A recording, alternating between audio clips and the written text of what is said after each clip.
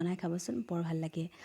ইয়াৰ কাৰণে মই দুটা লৈছোঁ কাঁচকল আৰু এটা লৈছোঁ মিডিয়াম চাইজৰ আলু। এইখিনি মই টুকুৰা কৰি কাটি লৈছোঁ। এতিয়া কুকাৰত মই অকণমান নিমখ দি 2 বা 3টা চিটি মাৰি সিজাই ল'ম।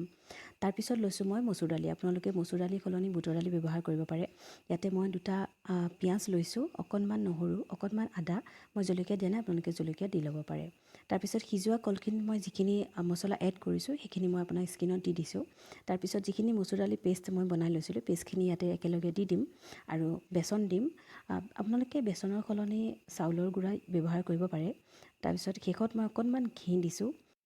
এতিয়া মই এইখিনি ভালকৈ ফেটি ল'ম। ফেটি মই এতিয়া বৰা বনাই ল'ম। আপোনালোকে বৰা নিজৰ ইচ্ছা অনুযায়ী চাইজত বনাই ল'ব। তাৰপিছত এইখিনি মই এতিয়া ধুনীয়াকৈ তেলত ফ্ৰাই কৰি ল'ম। আপোনালোকে যদি ভিডিঅ'টো চাই নিশ্চয় ভাল পাইছে, তেতিয়াহ'লে লাইক, শ্বেয়াৰ আৰু কমেণ্ট কৰি দিব। আৰু মোৰ চেনেলটো ছাবস্ক্ৰাইব কৰিব নাপাহৰিব। এয়া এতিয়া কাঁচকলৰ বৰা ৰেডি হৈ গ'ল। চ' আজিলৈ আহিছোঁ, আগলৈকো আপোনালোকক লগ পাই আছোঁ। Okay, bye bye.